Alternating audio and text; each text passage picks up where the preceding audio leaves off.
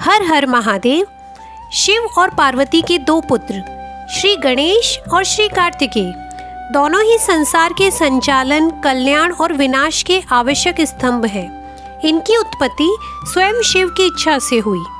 गणेश बुद्धि, विघ्न विनाश और नीति के प्रतीक, कार्तिकेय शौर्य, युद्ध कला और धर्म संरक्षण की प्रतीक। श्री गणेश की उत्पत्ति की कथा। एक बार माता पार्वती स्नान हेतु जा रही थी। उन्होंने अपने शरीर के उपटन से एक मिट्टी के सुंदर बालक की आकृति बनाई और उसमें प्राण डाल दिए। उन्होंने उस बालक से कहा, जब तक मैं स्नान करूं, कोई अंदर ना आए। बालक ने आज्ञा का पालन किया।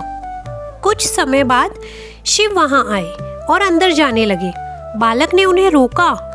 माता ने किसी को अंदर जाने से मना किया है। शिव ने कहा, मैं स्वयं उनका स्वामी हूँ। लेकिन बालक अडिग रहा। गणेश के इस व्यवहार से शिव अत्यंत क्रोधित हुए। उनके गणों ने भी प्रयास किया, पर कोई उसे पराजित नहीं कर पाया। अंततः शिव ने त्रिशूल उठाया और गणेश का सर काट दिया। जब माता पार्वती बाहर आई, उन्होंने अपने पुत्र को मृत देखा। वे विलाप करने लगीं और बोलीं, यदि मेरे पुत्र को जीवन न मिला तो मैं सृष्टि का विनाश कर दूंगी। शिव ने पार्वती को शांत किया और देवताओं को आदेश दिया, उत्तर दिशा की ओर जाओ और जो पहला प्राणी दिखे उसका सिर ले आओ। गणों को एक हाथी का शिशु मिला। उन्होंने उसका सिर लिया। शिव ने गणेश के धड़ पर हाथी का सर जोड़ दिया और कहा, आज से तुम गणों के अधिपति, प्रथम पूज्य, विघ्न विनाशक और बुद्धि के देवता बनोगे। कार्तिकेय की उत्पत्ति। तारकासुर नामक एक बलशाली राक्षस ने ब्रह्मा से वरदान लिया था, मुझे केवल शिव पुत्र ही मार सके, और वह भी यदि शिव विवाह करें। तब शिव सती वियोग में थे और विवाह का संकल्प छोड़ चुके थे। देवता चिंतित हुए। सती ने हिमालय के घर में पार्वती के रूप में जन्म लिया।